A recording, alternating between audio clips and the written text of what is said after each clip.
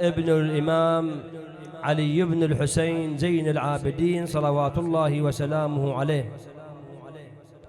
بعد ليلتين تقريبا أو تحديدا سيكون ذكرى شهادته صلوات الله وسلامه عليه، فلا بد من تسليط الضوء على شيء من سيرته العطرة في هذه الليالي المباركة، ونحن نستلهم من هذه الشخصية المعصومة الكاملة، شخصية علي بن الحسين السجاد صلوات الله وسلامه عليه، نستلهم منها العبر والدروس والمواعظ.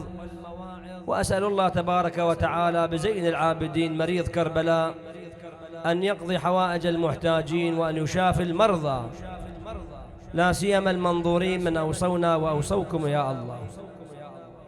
الإمام زين العابدين نأخذ شيء من جوانب حياته. أولا نتحدث عن سيرته، عن نسبه لو صح التعبير. فلما نتطرق إلى نسب الإمام من ناحية الأب، وهو علي ابن الحسين ابن علي ابن أبي طالب، هذا النسب الذي لا يحتاج إلى تكلفة، يسمونه صاحب النسب القصير. لما ترجع للإمام علي بن الحسين، الحسين سيد الشهداء ابن علي بن أبي طالب، ما يحتاج أن تقول هو فلان ابن فلان ابن فلان. أبوه الحسين سيد الشهداء غني عن التعريف، وجده علي بن أبي طالب صلوات الله وسلامه عليه. أنا أتخطر أنه اثنين تلاقوا قدامي، اثنينهم سادة، فواحد راد يقرب أو يوضح نسبه للثاني بالنسب إلى الجد الذي ينتسب إليه. هذا هم جانب مهم. اليوم أنت لما ياد شو تقول له؟ تقول له ثكلتك أمك يا ابن مرجانة، تقول له ماكو واحد يقدر يذكرك بنسبك وأصلك وتاريخك أنت شنو. أنت أمك مرجانة، ومرجانة من البيوتات التي كانت في ذلك الزمان يسمونها أصحاب الرايات. ذاك الزمان المرأة الحبابة حتى تعرف نفسها أو تعرف نفسها للآخرين علقوا لها راية، فيسمونها هذا بيت معلق الرايات. فتقول له أنت أمك مرجانة، أبوك شنو؟ على أي حال، فنسب الإمام زين العابدين عليه السلام نسب طاهر شريف، ونسب قصير من الناحية الأشراف. هذا واحد. أما أن ننظر من جهة الأم، أم الإمام زين العابدين منه؟ أم الإمام هي تسمى شهربانو بنت يزدجر.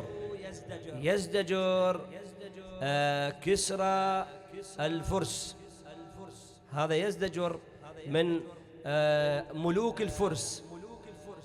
جابوا بناته، يقال أيام الخليفة عمر ويقال أيام خلافة أمير المؤمنين عليه السلام.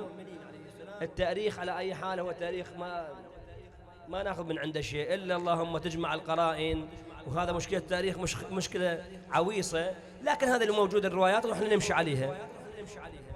يزدجر جابوا بناته ثلاث ضمن الأسرة، ثلاث بنات من ضمن هذه الأسرة، من جابوهن أسارة. أراد عمر أن يبيعهن باعتبار غنائم، وهاي أموالهن تصير بالخزينة، خزينة الدولة. علي بن أبي طالب ما قبل صلوات الله وسلامه عليه. وصية من عمر، فرمان من عمر، بأنه أي شيء ما يوافق عليه يأمرون بأمره. أي شيء، يعني فرد يوم من الأيام أمير المؤمنين سمع صوت بالمسجد، صوت وصراخ وعويل، قال لهم شنو هذا الصوت؟ قال لهم امرأة، قالوا له امرأة مجنونة سيقام عليها الحد. قال من الذي أمر بحدها؟ قالوا له الخليفة عمر. وكيف حكم بها؟ قال زانية.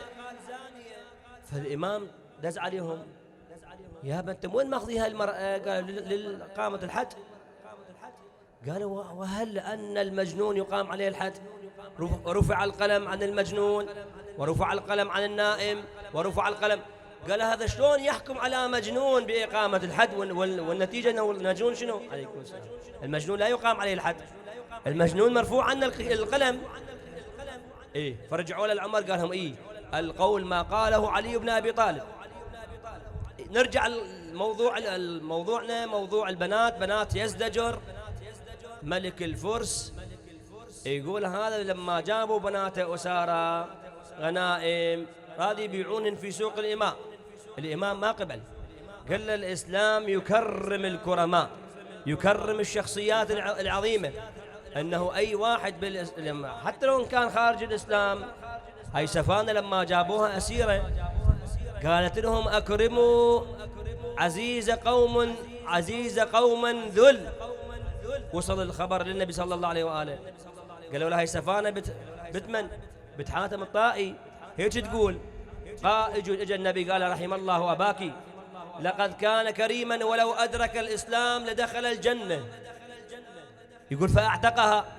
قال: عفوها، اطلقوا سراحها. قالت: لا يا رسول الله، أنا وياي بنات قومي، فأنت إذا أطلقت سراحي كنت تطلق الأسارى وياي. قال: أطلقناك كرامة لأبيك، وأطلقنا باقي النساء كرامة لك. هذا الإسلام، هذا الإسلام الحقيقي، هذا العفو عند الإسلام. أمير المؤمنين عليه السلام قال: لا، احنا فعلا جبناهم غنائم وأسارى، لكن هذه من أسرة نعم ذات عنوان وذات شرف وذات سمعة، هاي بنت الملوك ما تباع شلون ما كان. وعليه أمير المؤمنين زوج وحدة من عتهين للحسن عليه السلام، والثانية للحسين، والثالثة لمحمد بن أبي بكر الرباء أمير المؤمنين. كل واحدة من هذه الإماء أولدت ولدا.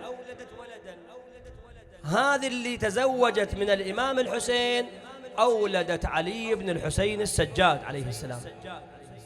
إذن الإمام السجاد أبوه منه؟ أبوه الحسين، وأمه شهربانو بنت يزدجر.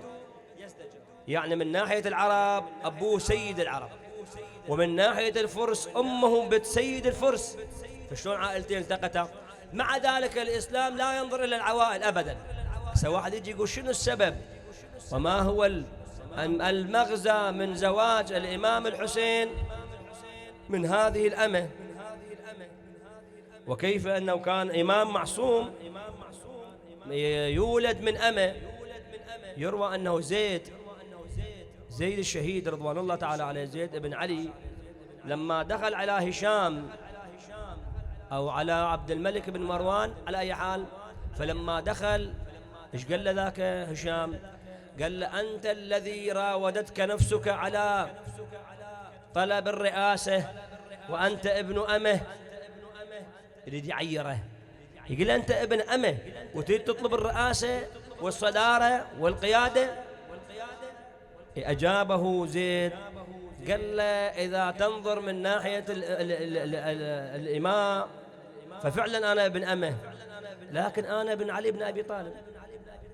هذا واحد. اثنين، أنت إذا تقول الإماء أولادهن ما يمكن أن يتصدوا للإمرة وللإمامة، فذاك نبي الله إسماعيل أمه هاجر، وهاجر أمه، وكيف الله سبحانه وتعالى جعله نبيا، فيكون ابن أمه شلون يكون نبي؟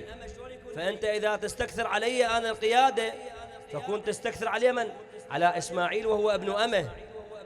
بس قال له: أنت يا هشام ما يمشي وياك الأمر بالمعروف والنهي عن المنكر، أنت اللغة مالتك الجواب يكون لك، مو هذا الجواب، مو أقعد وياك وأتحاور وياك وأقول لك قال تعالى وقال ما أدري شنو، أنت جوابك أنا أعرفه.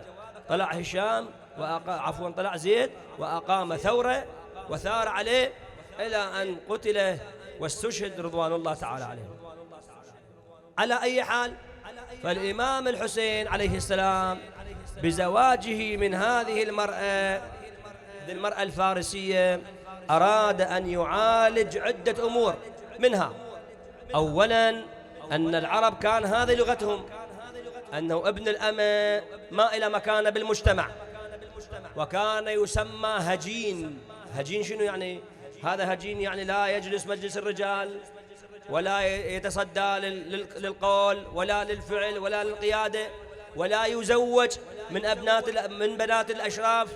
هذا هجين يعني فرد نوعية غير مرغوب فيها في المجتمع. فالإمام الحسين راد يكسر هذا الحاجز، أنه العرب لازم يزوجون بنت العربي إلا إلى كفئها، وإحنا بنات الإماء أو أولاد الإماء شنو؟ لا ليست لهم مكانة في المجتمع. لا أبدا. لما ولد الإمام زين العابدين وولد القاسم ابن محمد بن أبي بكر، ذول فرد شخصيات معروفة بالمدينة، استطاعوا أن يكسروا هذا الحاجز. شلون؟ يعني بعد ماكو واحد ياخذ أمة ناس تعيره، أو واحد أمه أمة. أنتم تعرفون شنو الإماء هذا النساء اللي يجيبونهن بالحرب يبيعونهن خدم، يصير سلعة تباع وتشترى. الأمة في الإسلام حتى يقضي على هذه الظاهرة، الأمة إذا أولدت ولدا، إذا صار عندها ولد، هذا الولد يحررها يطلقها بعد ما يصير تنباع وتنشرى. ليش؟ لأن تصير من أموال الولد، من نصيب الولد، من حصة الولد. فشلون الولد يبيع أمه، أو كيف أن الولد يشتري أمه؟ فما يصير. الإسلام قضى على ظاهرة الإماء بهذه وحدة من الظواهر هذه. واثنين، بعتق الرقبة، كفارات من فعل كذا عليه عتق رقبة، عنده أمة يعتقها فصارت حرة. فشوف الإسلام قضى على كثير من الأمور التي كانت في عصر الجاهلية. لكن سبحان الله، شو يريد الإسلام يقضي؟ ترجع هذه الأمور شيئا فشيئا. ولا يومنا هذا شوف إذا واحد يروح يخطب، أنا ذاك اليوم لزمنا ولد بالشارع، قال شيخنا بلكة دعاء بلكة شيخ. قلت له شنو صار؟ قال أنا طالب كلية وأكو بنية وياي بالكلية، رحت أتزوجها، قدمت عليها لخطبتها، يقول أبوها امتنع. يا بليش؟ قال أنت من الجنوب وأنتم الجنوب ما نعطيكم نساء. شوف هذه الطبقية لحد الآن، هذه العنجهية والعنصرية. نعم، والطبقية موجودة من زمن الجاهلية وإلى يومنا هذا. شايف؟ والله لا حد ذاك اليوم أنا أشوفه يقول لا، قال أنتم أبناء الجنوب وإحنا من بغداد، وشلون ابت بغداد أعطيها لابن الجنوب؟ لا، ما يصير هذا الحكي. قلت له أبوها وين يداوم؟ مثقف يفتهم قارئ كاتب. قال أبوها، خلني أصرح بعد بصريح العبارة، قال أبوها يداوم بالعتبة الكاظمية. قلت له والله مبين عليه الأخلاق هذا، إذا يداوم بصحن الكاظم عليه السلام ما عنده أخلاق، كان بعد شلون يصير عنده أخلاق؟ شايف؟ هذا جانب بعد. خاف السادة يزعلون علينا. إذا واحد يقول السيد براحتك، إذا واحد تقدم لخطبة العلوية مثلا، يقول أنت عامي ما نعطيك. يا بليش؟ النبي ما قال العامي ما يخطب من العلوية، قال من جاءكم ترضون دينه وخلقه زوجوه. لا قال العلوية للسيد، ولا قال السيد ما يطل للعامي. هذا ما، هاي الأمور جاءتنا من الجاهلية ولحد الآن باقي. لا قدر الإسلام يقضي عليها، ولا قدرت الحضارات، ولا قدروا الأئمة نفسهم يقضوا عليها، ولا يومنا هذا، إلا اللهم بظهور مولانا صاحب العصر والزمان عجل الله تعالى فرجه. الشوف راح يملأ الأرض قسطا وعدلا كما ملئت ظلما وجورا. هذه الأحكام كلها تنسكام. وهاي السناين اللي عندنا الآن، اللي يقعد يتشي وقال هاي سنينة بيت فلان. أنت منو؟ شنو أنت؟ مشرع إسلامي؟ أنت شنو؟ الله بعث لنا النبي خاتم الأنبياء والمرسلين، وبعث وياه دستور إلى يوم القيامة. حلال محمد حلال إلى يوم القيامة، وحرامه حرام إلى يوم القيامة. أنا قبل أيام قعدت قعدة، قلت لمولانا القاعدين كلكم تسمعوني، هذه الأحكام الجاي تمشون بيها وهاي القوانين اللي أنتم وضعتوها، باكر قدام الله لما يجيب لك كاس من دم ويقول لك هذا نصيبك من دم فلان. هيك الرواية تقول، يقول يؤتى للإنسان يوم القيامة ويقال له هذا نصيبك من دم فلان.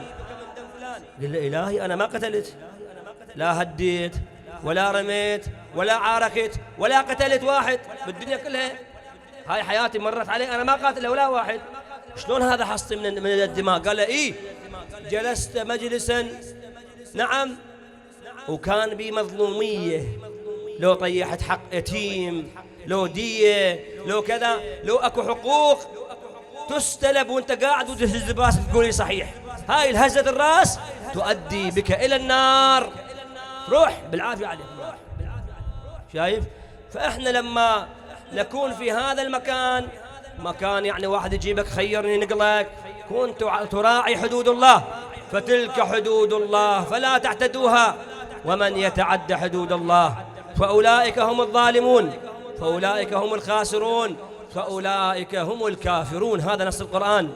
على أي حال، فالإمام الحسين عليه السلام بزواجه من هذه المرأة الفارسية أراد أن يقضي على هذه الطبقية، وهو بالفعل قضى عليها، باعتبار أن الإمام أصبح إماما وقائدا وسيدا. القاسم ابن محمد بن أبي بكر كذلك أصبح فقيها من فقهاء المدينة، هذا واحد. بعدين وراها أنه المسلمين صاروا يتزوجون الإمام، أولاد الإمام صارت لهم مكانة بالمجتمع، صاروا يقعدون يتزوجون وعادي مشت الأمور. هذا جانب.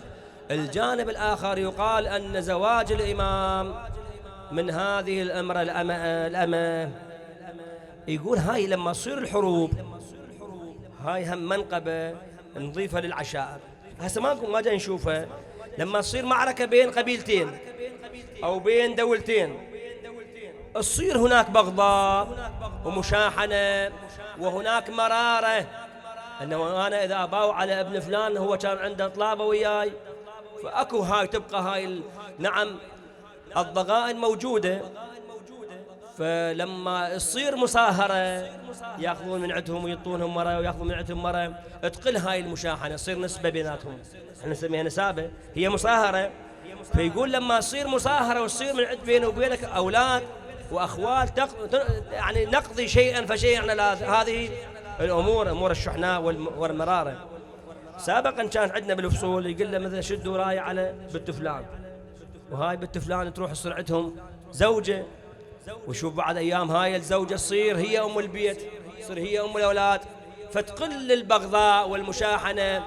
هاي القبائل نعم بعد هاي المعارك تصير شنو؟ تصير نسبة، وتصير على قولتنا الخالة وبنخت، مو؟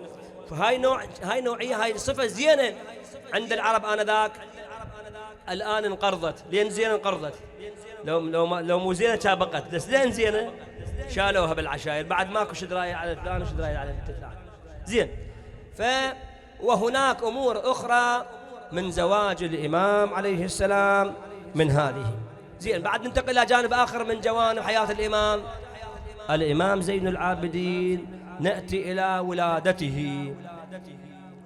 الإمام ولد في زمان علي بن أبي طالب عليه السلام، ونشأ في الظروف الصعبة التي كان يمر بها علي بن أبي طالب عليه السلام.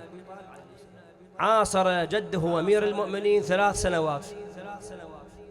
أنت شايف أنه واحد يولد في بيئة مشحونة بالمعارك، مشحونة بالدماء، مشحونة بالمصاعب. أمير المؤمنين آخر 3 سنوات من عمره لاقى ما لاقى من المسلمين، ما لاقى من غير المسلمين، لا من المسلمين. يوم معركة البصرة، يوم معركة النهروان، يوم معركة صفين، وهاي كلها معارك بين المسلمين، بينهم فيما بينهم. شايف؟ لما تنتهي المعركة يجون يلقون علي بن أبي طالب واضع رأسه بين رجليه، بين قدميه، يبكي. يقولوا له شنو يا أمير المؤمنين ليش تبكي؟ يقول لهم قتلت أهلي وقومي وعشيرتي. لكن هذا يقول على أي حال أنا ما أقدر إلا القتال. يعني شوف يوم من الأيام تطلع أم المؤمنين ومطلعة وياها هاي عمتكم سادة، ومطلعة وياها مدري فلان وعلان، وطالعة بالبصرة وجيشة الجيوش، ويقولوا لها يا فلانة النبي هيج قال عليك، ستعوي أو ستنبح عليك كلاب الحوأب. مرت على منطقة وسمعت بالليل صوت كلاب، أجلكم الله. قالت لهم هاي المنطقة شو اسمها؟ قالوا لها تسمى الحوأب. قالت لهم هاي كلاب الحوأب؟ قالوا لها بلي. قالت لهم أرجعوني لأني سمعت رسول الله صلى الله عليه وآله يقول يا حميراء ستنبح عليك كلاب الحوأب. تذكرت الحديث. قالت لهم قال وين نرجع بعد؟ جيش جرار وطلعنا احنا وهاي الناس منتظرتنا وراح نسوي ثورة ونسقط النظام. ما خلوها ترجع. أكملت مسيرتها إلى أن وصلت إلى البصرة وركبت جملها وقامت على إمام زمانها علي بن أبي طالب. شوف بالمناسبة أنا أريد أوصل لك الفكرة أكثر بعد، حتى لا يقولوا علينا احنا الشيعة نتعرض إلى عرض النبي أو إلى صحابة النبي. أبدا، أصحاب النبي على رؤوسنا ونعزهم ونكرمهم ولهم المكانة العظمى. ليش؟ لأن صحابة النبي هم الصحابة الأوائل الذين رفعوا كلمة لا إله إلا الله ورفعوا راية الإسلام، وما وصلنا الإسلام إلا بدمائهم. لكن إحنا ما نتحدث عن الصحابة كلهم، لا، إلا الذين أساءوا. شوف، مرة صار نقاش بين واحد من النواصب، قال له إذا واحد من المسلمين خرج على الخليفة الأول، خرج عليه قاتله، شو تقول على هذا الخارج على الخليفة؟ قال الذي يخرج على الخليفة الأول هذا كافر وفاسق وملحد ويحل قتله. قال ليش؟ قال له يخرج على خليفة على إمام زمانه. قال له يخرج على الخليفة هذا شنو؟ هذا يقتل. قال له زين. قال له والذي يخرج على الخليفة الثاني؟ قال له أيضا يقتل. قال له ليش؟ قال له كافر هذا خرج على إمام زمانه. يعني قال له قاتل الخليفة الثاني شنو؟ قال له بالنار. قال له وقاتل الخليفة الثالث؟ قال له أيضا بالنار. قال له إذن وقاتل الخليفة الرابع؟ ها؟ معاوية لما خرج على علي بن أبي طالب شنو حكمه؟ قال له اجتهد فأخطأ، هذا بالجنة. ها؟ قاتل الأول بالنار، قاتل الثاني بالنار، قاتل الثالث بالنار، توصل السالفة للرابع يقول له لا هذا اجتهد فأخطأ. غلط. شو يسوي؟ يعني ما متعمد أن يقاتل علي بن أبي طالب ويطلعون نعم أعذار واهية والله يعني بايخة أبيخ من عندهم. شايف شلون؟ ليش؟ هسه هذا هم خليفة عندكم وهم خليفة أنتم وأنتم تقرون بأنه خليفة. هسه أنا ما نقول عليه خليفة. ليش قاتله مو بالنار؟ شوف هذا البغضاء. على أي حال، فأيام علي بن أبي طالب كانت مليئة بالمحن، مليئة بالمصاعب، مليئة بالظروف الصعبة، وهاي كلها والإمام زين العابدين ولد في خضم هذه الأحداث. 3 سنوات والإمام يعيش في هذه الأحداث الصعبة. يعني شو تريد الإمام؟ شلون صرت نشأته؟ يعني الآن هاي الظروف اللي تمر، يقولون اليابان شلون صار اليابان اللي شاركوا بالحرب والأطفال اللي ولدوا بسنة الحرب جعلوهم في مكان خاص، والذين ولدوا فيما بعد الحرب خلوهم في مدينة أخرى. قالوا لهم ليش؟ قالوا لهم ذولاك صاروا في ظروف صعبة، ظروف حرب ودماء وغيرها، فالنفسياتهم تعبانة، نفسياتهم ما تتحمل العيش، نفسياتهم بيها مؤثرات نفسية، مؤثرات خارجية وتأثر على الباقين. فإحنا نعزلهم على صفحة، وهذولاك اللي ما عاصروا الحرب نعزلهم على صفحة. اليوم إحنا جماعتنا مع شديد الأسف الشباب اللي ما عاصروا صدام وأيام صدام يترحمون على صدام. ليش؟ ما شافوا له على صدام ومرار صدام وشنو صدام كان يسوي بالناس. يقعد بالشاب يقول لك لا والله كنا نرجع صدام. انت شنو شفت من صدام؟ صدام كان يخلينا نقعد هاي القعده، صدام كان المساجد خليها تنفتح، صدام كان هذا الحائط تخاف من تحت يمه يقول له الحيطان الهذان. صحيح لو لا؟ صدام وما ادراك، صدام حكم فرعون، هو قال انا ربكم الاعلى. لكن مع شديد الأسف اجى الجيل هذا الجديد، شاف ظلمة جدد، شاف ظلمة أعاثوا في الأرض الفساد، قال لك يابا يجوز صدام أحسن من هذا الزمان. وهذا نفس الشيء صار في زمان عبد الكريم وغير عبد الكريم. مو على أي حال هذا التاريخ يعيد نفسه، ولحد الآن يشوف الناس أنه اللي تعاصر الحروب يصير عندها عقدة نفسية في داخلها، هاي ما تقدر تكمل الحياة. فالإمام عاصر أجواء كلها حروب، كلها مصاعب. بعدين بعد شهادة أمير المؤمنين عليه السلام استلم الحكم معاوية. هذا معاوية تدرون شنو سوى؟ معاوية لاحق الأنصار حتى في ألقابهم، حتى في صفاتهم، حتى في رواتبهم، قطع الرواتب عنهم.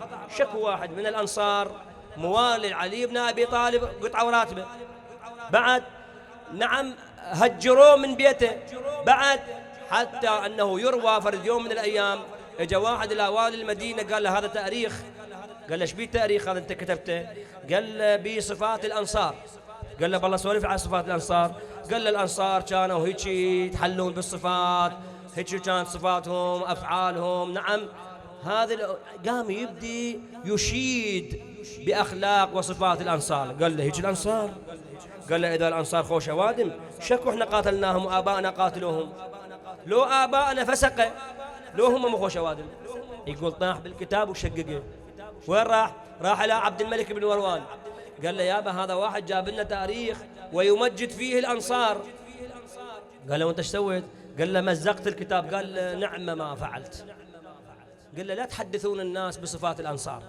معاوية طمس هوية الإسلام وهوية الأنصار وأخفاها عن الجميع، حتى أنه يروى أنه لما قتل أمير المؤمنين صلوات الله وسلامه وضرب علي بن في هامته. وين وصل الخبر؟ وصل الخبر إلى الشام، قالوا لهم أن علي بن أبي طالب ضرب على رأسه في محراب صلاته. تدرون الناس ايش قالت؟ قالت أو كان علي بن أبي طالب يصلي؟ ما يدرون علي بن أبي طالب يصلي ولا لا. عندهم علي بن أبي طالب مو مسلم. علي بن يقول أو كان علي يصلي؟ هذا علي بن أبي طالب ما يصلي، كم يصلي؟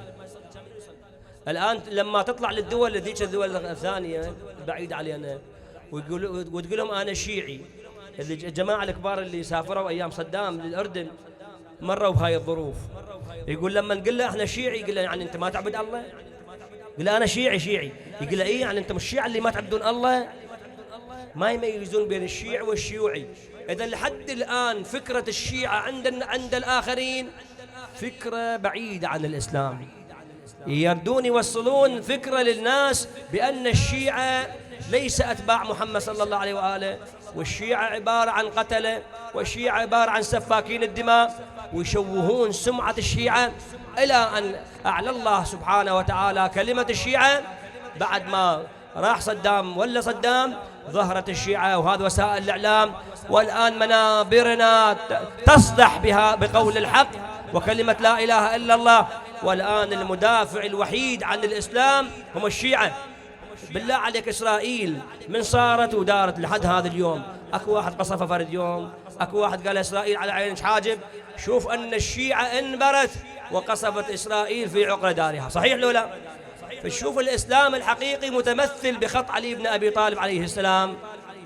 نرجع إلى ولادة الإمام زين العابدين، 3 سنوات في ظل أبيه و13 سنة في ظل عمه الحسن عليه السلام، لأن الحسن توفى أو استشهد بعد 10 سنوات من شهادة أمير المؤمنين، فيكون 13 سنة في ظل عمه الحسن، و23 عام بقى تحت رعاية أبيه الحسين عليه السلام. بالله عليك هاي المدة، هاي السنين التي نشأ فيها في ظل هذه الأسرة المعطاء، كلها عطاء، كلها قيم، كلها صفات حسنة تمثل الإسلام، تمثل مذهب نعم شريعة محمد صلى الله عليه وآله. يعني منين يلتفت أمير المؤمنين وما أدراك ما علي، هو البكاء في المحراب ليلا، هو الضحاك إن شد الضراب، علي الدر والذهب المصفى، وباقي الناس كلهم تراب. تجي إلى حياة الحسن مليئة بالصفات، كريم آل محمد، هذه الصفات كلها تعلمها زين العابدين من هذه المدرسة. لكن بقيت لوعة عاشوراء، لوعة كربلاء تعيش في أعماق الإمام زين العابدين. الإمام زين العابدين يقول الراوي بكى على أبيه الحسين مدة 40 عام، 40 عام والإمام لم تهدأ له أبدا. تقول أحد جواري كلما قدمت له طعاما أو شراب قدم للإمام، والله يقول رأيته امتزجت بدموع عينيه، ينظر إلى الطعام يقول أأكل وقد مات أبي الحسين جائعا. الله. يقدمون الماء يقول أأشرب الماء وقد قتل أبي عبد الله عطشانا. يأخذ يقول ينظر إلى الطعام ينظر إلى الماء، يبكي الإمام حتى تبتل لحيته ويسير ويختلط هذا الدموع مع طعامه ومع شرابه. بعد أخذ الإمام يعيشها طيلة أيام حياته، يغتنم الفرص والمواقف التي تمر عليه فيجسدها في أحداث كربلاء. يقول الإمام يوم من الأيام سائر في الطريق يسمع رجلا يقول أيها الناس أنا رجل غريب. يوقف الإمام، يلتفت الإمام يريد يوضح للناس مصيبة أبيه الحسين وما مر عليه يوم عاشوراء. يقول له تعال يا هذا أنت الغريب؟ قال نعم أنا غريب. قال إذا قدر لك ومت هذه الساعة وافتك المنية أتبقى بلا دفن؟ أتبقى بلا غسل؟ أتبقى بلا كفن؟ قال لا معاذ الله، المسلمون يغسلونني، المسلمون يكفنونني، المسلمون يدفنونني. يلتفت الإمام صوب كربلاء قال أبا عبد الله أتذبح أتقتل؟ نعم، وتبقى على رمضاء كربلاء 3 بلا غسل ولا كفن ولا دفن. يقول له أنت لست بغريب، الغريب أبا عبد الله ليس الغريب غريب الأهل والوطن، بل الغريب غريب الغسل والكفن. هذه المواقف كلها جسدها الإمام السجاد صلوات الله وسلامه عليه. نعم وهذه كلها والإمام يعيش اللوعة، يعيش الألم طيلة فترة حياته، والإمام يتذكر ما جرى عليه يوم عاشوراء. يقول له من شاء يا ريت الصاب كبد حسين، يا ريت الصاب كبد حسين، من شايل وظل نايم على التربان. يسبوني أود عنك يا أبو فاضل، ادنا شوي على فدور عنك يا أبو فاضل، أود عنك يا أبو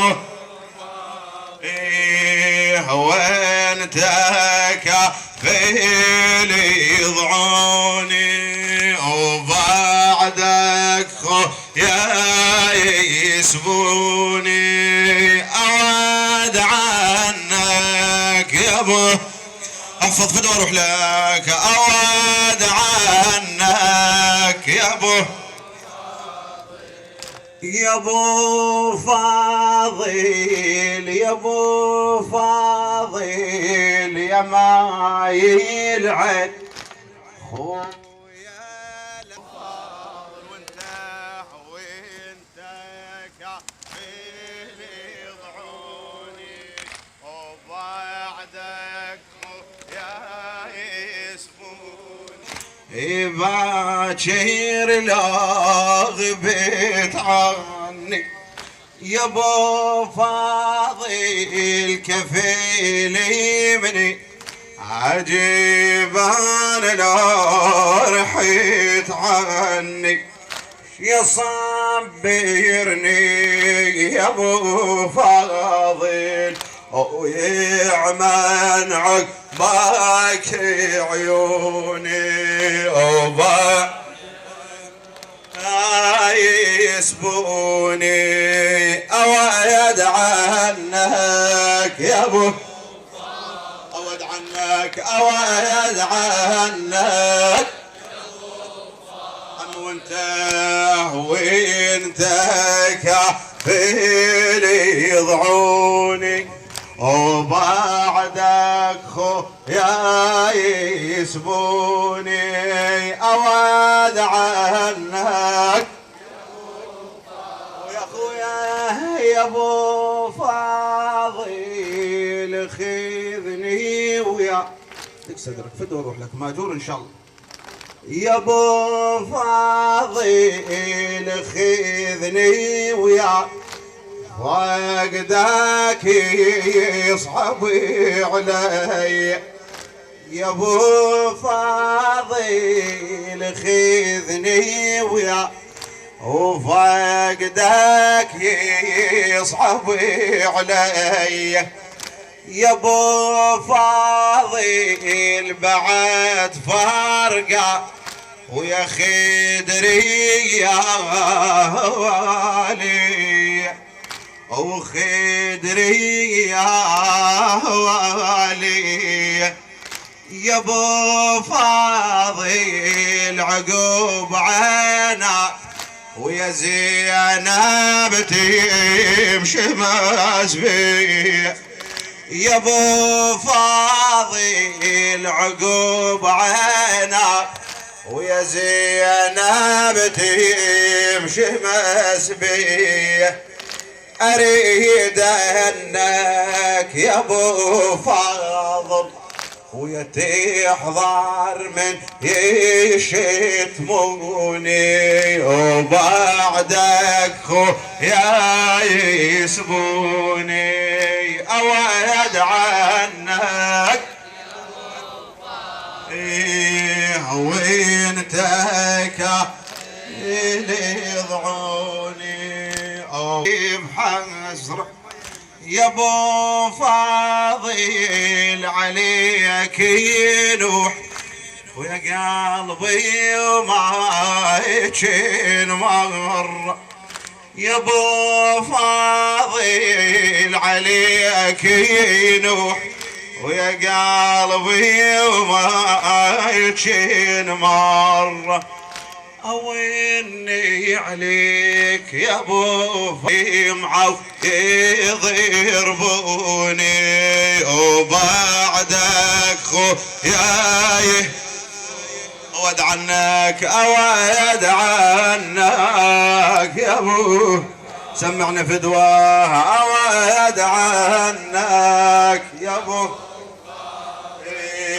وانت كافل يضعوني وبعدك خويا يسبوني أود عنك يا ابو ويا خويا يا ابو فاضل تظل الدم من سالف يا ابو فاضل حبالي القوم ويا تشفي اختك يتشتفها شسولف لك يا ابو فاضل وحق راسك يعذبوني وبعدك يسبوني أود عنك يا ابو أود عنك يا ابو فاضل وانت كافل يضعوني وبعدك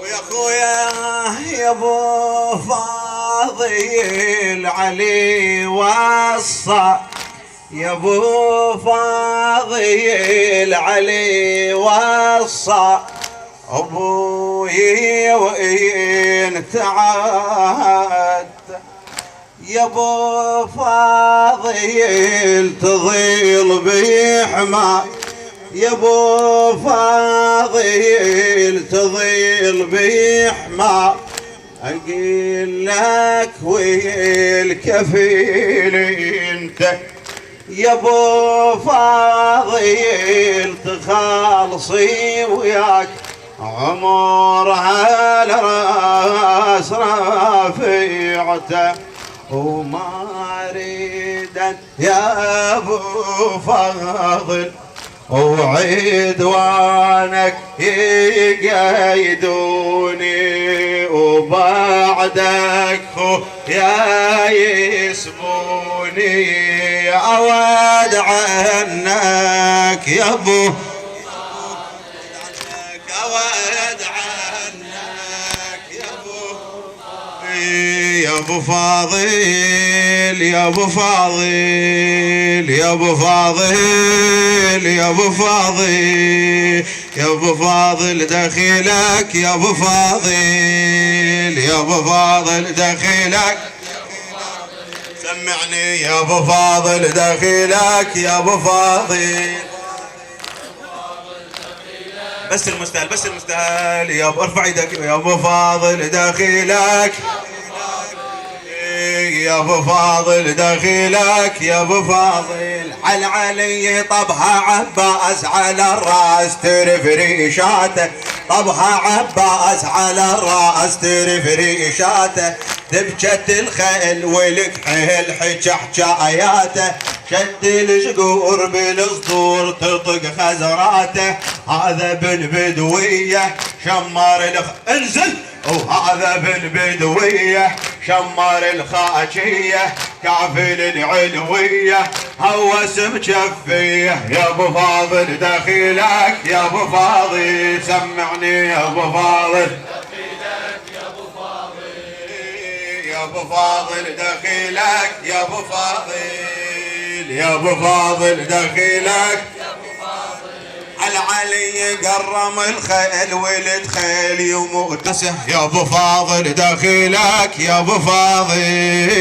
يا ابو فاضل دخيلك، يا ابو فاضل ساعدني يا ابو فاضل دخيلك، يا ابو فاضل، الله الله حمر العيون علمتون ركبها المهره، حمر العيون علمتون ركبها المهره، طبقت الجيش على القاع رجلها الشقره، الله الله بريد ريول والخيول تدبج حدره، طبع جيد الساده هوس على القاده، طبع جيد الساده هوس على القاده، ضيع المشراده تعب القراده، يا ابو فاضل دخيلك، يا ابو فاضل، يا ابو فاضل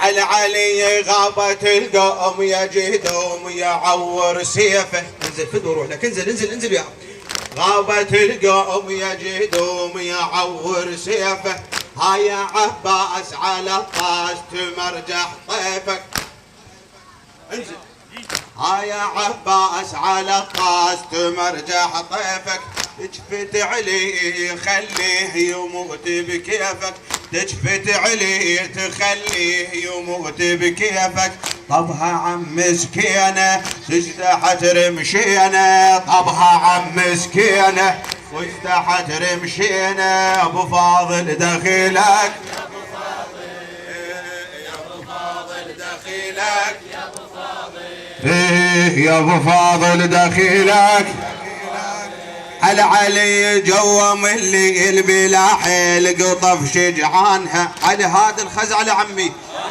جوم الليل بلا حيل قطف شجعانها، الله الله الله يا ابو فاضل دخيلك، يا ابو فاضل، يا ابو فاضل دخيلك،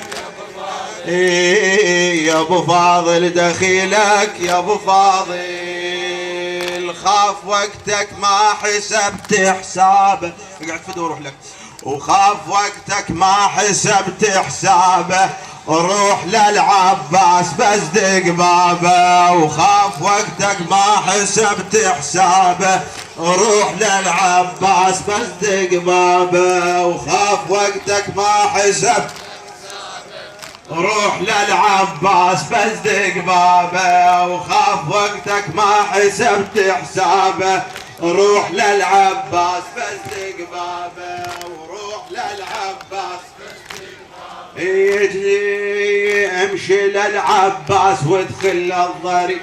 لك صدرك لك صدرك. امشي للعباس وادخل الضريح، يا ابو فاضل حيل ضاقت بيحصي. هي بحضرة العباس خل دمعك يطيح، حضرة العباس خل دمعك يطيح. تنسى همك من تطب العتابة، وخاف وقتك ما روح للعباس بس دق بابه. وروح للعباس بس دق بابه. وخاف وقت العلي كان حيدر بالشدة طبق الاصل. بارك الله بك بارك الله بك ماجور. كان حيدر بالشدة طبق الاصل، حللوا دمه لقلبي متصل. خاطر العباس طاحت شم فصل، خاطر العباس طاحت شم فصل. عاد الميت يقضي كل طلابه، وعاد الميت يقضي كل طلابه. وخاف وقتك ما حسبت، خاف وقتك ما حسبت حسابه، روح للعباس. حرت العباس ابد ما تنشهد. ما اسمع دقه الصدر فدو روح لك، هذا اول ليله عزاء. حورة العباس ابد ما تنشهد، بتبين شارته يحلف كذب، بتبين شارته. حورة العباس ابد ما تنشهد، بتبين شارته يحلف كذب. تحسين الخفاجة عمي. حورة العباس ابد ما تنشهد، بتبين شارته يحلف كذب، بتبين شارته يحلف كذب. شغلة الحلفان يمم ولعب، يغضب الحق ما يرد طلابه. وخاف وقتك ما حسب، روح للعباس بس دق بابه. وخاف وقتك صحت وين الحاير وضاع الدواء،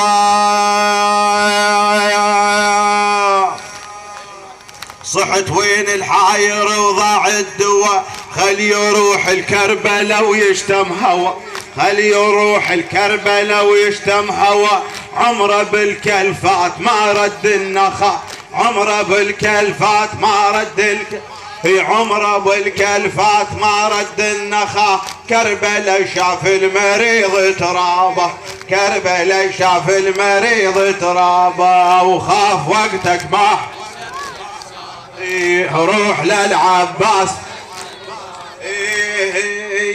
صيح يا العباس ودموعك تسيل، روح صيح يا العباس ودموعك تسيل. تخيل عندك وانت بن حامد دخيل، تخيل عندك وانت بن، تخيل عندك وانت بن. بدا يعدل ابو فاضل من تمي، بدا يعدل ابو فاضل من تمي. شفنا كل شبه الوجود يهابه، وخاف وقتك ما حسب، خاف وقتك ما حسبت حسابه. روح للعباس بس دق بابه، روح تعنى للعباس لو جرحك كبر، عنا للعباس لو جرحك كبر. روح واطلب حاجتك من القمر، روح واطلب حاجتك من القمر، روح واطلب حاجتك من القمر. للكرم يا ناس ما رجع بشر، للكرم يا ناس ما رجع بشر. بالصحن ظلت تطوف احبابه، وخاف وقتك ما حسب. مولاي مولاي ابا عبد الله، مولاي مولاي، مولاي مولاي ابا عبد الله، مولاي مولاي. مولاي أبا عبد الله مولاي مولاي أبا عبد الله مولاي مولاي ما عند غيرك أبا عبد الله ما عند غيرك أبا عبد الله مولاي مولاي تحضر نريدك أبا عبد الله مولاي مولاي أبا عبد الله مولاي مولاي اللهم عجل لوليك الفرج اللهم عجل لوليك الفرج اللهم عجل لوليك الفرج يا الله بلا حسين بلا حسين العمر فلسين ما يسوى العمر فلسين ما يسوى بلا حسين وبلا والناس ما توصل بلا حسين بلا حسين صار سنين انا مكلب وبعل صار سنين انا مكلب بالحسين بالحسين ومن خيراته متروسات دي مرهم رحمت عليك انا بلياك مرهم يا ابو اليم على جرح القاك مرهم حلفك بالعلي هواي مرهم مر بليلة الوحش علي مأجورين لكل خير موفقين. يجيب المضطر إذا دعاه ويكشف السوء أمن يجيب المضطر إذا دعاه ويكشف السوء أمن